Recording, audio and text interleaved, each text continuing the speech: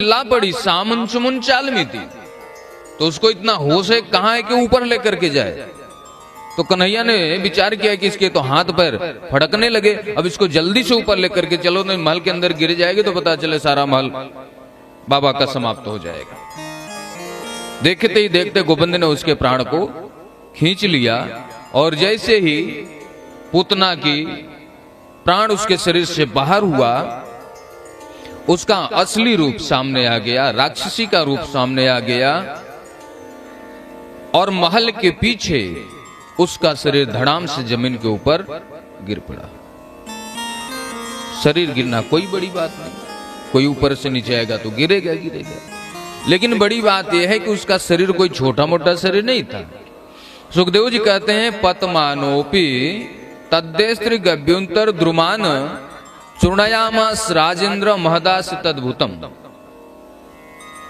जहां पे उसका शरीर गिरा वहां वृक्ष पर्वत सब चकनाचूर हो गए, चूर्णयामास।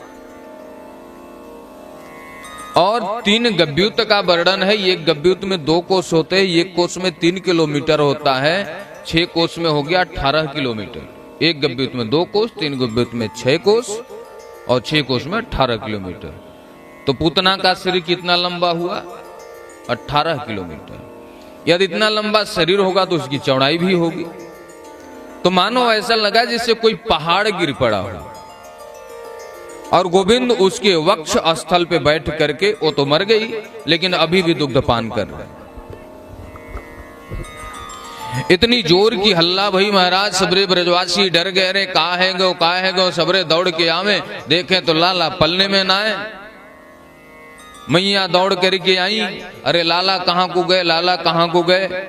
एक ब्रजवासी ने देखी कि मैया लाला तो बा पहाड़ के ऊपर बैठ के दूध पी रहा है। हे भगवान, वहां पे कौन ले गए हो? जाके देखें तो राक्षसी, इतनी बड़ी राक्षसी। सबरे ब्रजवासी विचार करने लग गए, या के शरीर को का कर रहे हैं अब।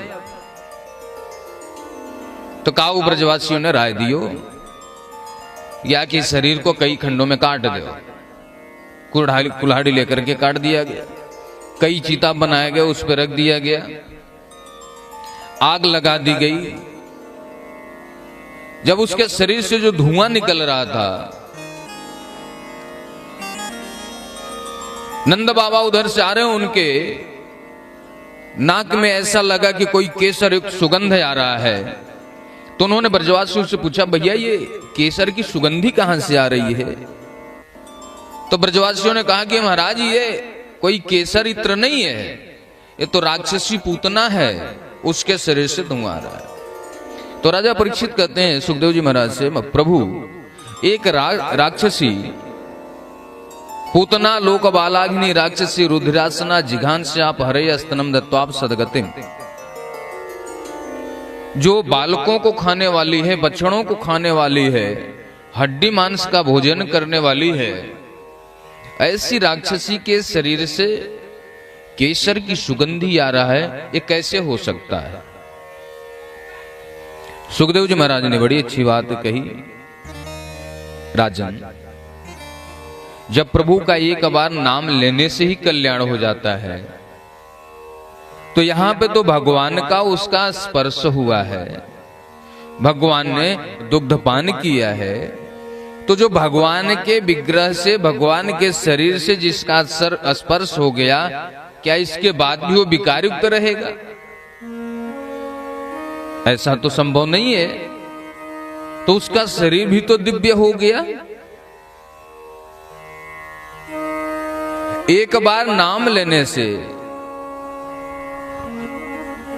जब प्रभु के नाम की ही इतनी बड़ाई है कि राम खुद अपने नाम की बड़ाई नहीं कर सकते।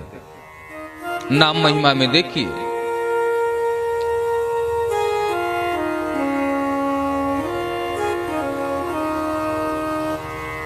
बहुत नाम महिमा बताया गया। हम लोग 10-20 बार नाम लेते हैं, एक बार नाम ले लो कल्याण हो जाएगा।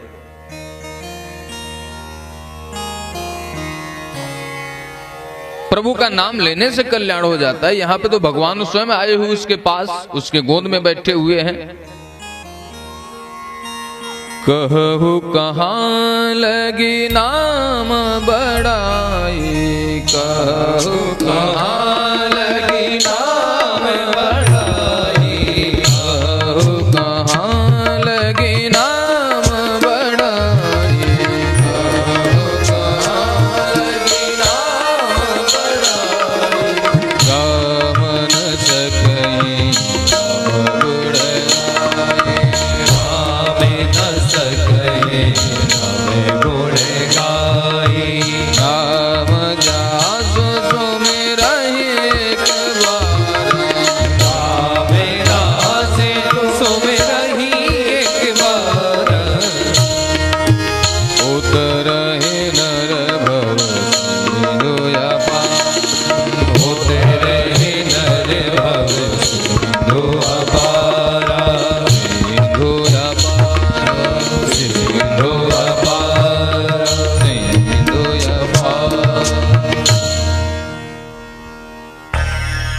कहु कहाँ लगी नाम बड़ाई। राम रस कहीं नाम गुण गाई। जब राम खुद अपना नाम का गुण नहीं, गुणगान नहीं कर सकते तो दूसरा कौन कर सकता है। वेद नो जाना, भगवान के कितने नाम है उसको वेद भी नहीं जानता। पूतना का भगवान गोविंद ने उद्धार किया। अब जो माताएं होती उनका वात्सल्य प्रेम होता है। उन्होंने विचार किया कि लाला को जादू टोना लग गया, राक्षस ने इसको छू दिया, तो कुछ इसका उपाय करना चाहिए, पूजा पाठ करना चाहिए। कन्हैया को मैया ने अपने गोद में लेकर के गौशाला में गई। गोमूत्रेण स्नापयित्वा पुनर्गोरज सार्वकम। गोमूत्र से कृष्ण को स्नान कराया गया। गाय के चरणों की जो धूली होती, जो रज होता है, उस रज का कृष्ण के पीठ पे मालिश कराया गया। जादू टोना मैया उतार।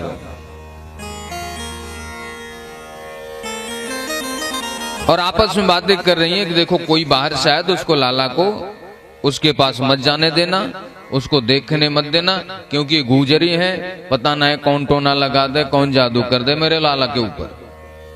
यानी सब कुछ सहेज के रखते हैं। कन्हैया की जो बचपन की लीला है प्रारंभ हो गई। कोई गोपी आती है, जो सयानी गोपियां हैं आ जाती हैं, कृष्ण को देख लेते हैं, लेकिन जो दुल्हन बहुरिया घर में है वो विचार करती हैं, कन्हैया मैं तुम्हें कैसे क्यों देखूं, मैं भी तुम्हें देखना चाहती हूं। कन्हैया कहते हैं इंतजार करो थोड़ा सा और, फिर मैं आता हूं भाई, मैं आपकी इच्छा पूरी करूंगा, थोड़ा सा इंतजार कर लो। समय धीरे धीरे आगे बढ़ा। आज अन्नप्राशन का समय आया। मैया तैयारी कर रही हैं, गाय के गोबर से लिपाई पुताई हुई। एक छकड़े में पलना डाल करके कन्हैया को झूला दिए। कन्हैया झूल रहे हैं, सबरे मैया अपनी तैयारी करने लग गई।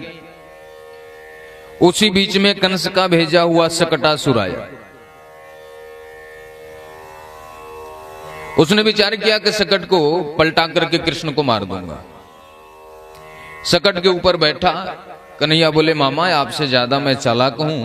कन्हैया ने अपने दाहिने पैर के अंगूठे से सकट में स्पर्श किया। उसी क्षण सकट पलट गया, सकटासुर की कमर टूट गई और उसका अंत हो गया। कन्हैया रोवे लग गए। मैया दौड़ करके आई। छोटे छोटे बालकन ते पूछे, अरे लाला मेरो लाला कैसे को रो रहे, कौन ने का कह दी। छोटे छोटे बालकन कहे मैया तेरो लाला बड़ो उद्यमी है, या ने अपने पैरन के अंगूठे ते सकट को पलटा दियो। मैया कहती दारी के सारे 1200 कन्हैया मेरो, या के पैर से सकट पलट जाओगे, झूठ बोल रहा है। मैया ने उल्टा डांट दिया जो सच बता रहे थे। गोद में लेकर के कृष्ण को चुप करा रहे। कन्हैया रो रहे। राक्षस आते गए, कन्हैया उनको मारते गए। तृणावर्त भी आया, उसने सोचा इनको बाउंडर के रूप में उठा करके ले चलो, समाप्त कर दूं। उसका भी कन्हैया ने अंत किया। आज वसुदेव जी मथुरा में घूम रहे थे, कहीं से गर्गाचार्य जी आ रहे थे, दोनों का सामना हो गया। एक दूसरे को प्रणाम किए। वसुदेव जी ने कहा कि प्रभु आपसे एक निवेदन करना चाहता हूं, यदि आज्ञा हो तो कहूं। हाँ बताओ महाराज, क्या आदेश है? वसुदेव जी कहते हैं बाबा आपको तो सबरी बात पतो है, नंद बाबा तो इतने प्रेम में पागल है गए हैं, इनको तो पतो ना है कि लाला की आज नामकरण संस्कार है। तो मैं कहना चाहूं आपने चले जाओ गोकुल को और लालन के नामकरण संस्कार है जा तो अच्छी बात है। बोले महाराज मैं कैसे चला जाऊं, मैं मथुरा वासियों का आचार्य हूं और मैं गोकुल में जाकर के यदि वहां नामकरण संस्कार कराऊंगा तो कंस को शंका नहीं हो जाएगी क्या? आपके लाला को दिक्कत हो जाएगा। यदु नाम हम आचार्य ख्यातश्च भूवि सर्वत, मैं आचार्य यहां का हूं मथुरावासियों का, यदुवंशियों का, सारे पृथ्वी मंडल पे सबको पता है। सुतम मया संस्कृतम ते मन्यते देवकी सुतम, यदि मैं जाकर के गोकुल में नामकरण संस्कार किया तो कंस को शक हो जाएगी कि देवकी का बेटा कृष्ण है, फिर तो दिक्कत हो जाएगी। तो बाबा ने कहा कि महाराज शोर मत करना, चोरी से नाम रख देना। बोले हाँ ये बात सही है।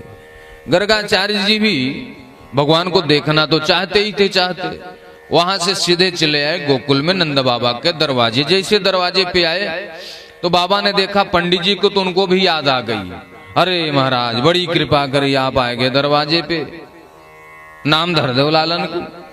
अच्छा बुलाए हो नहीं, ऐसे चलाए, नाम धर दो,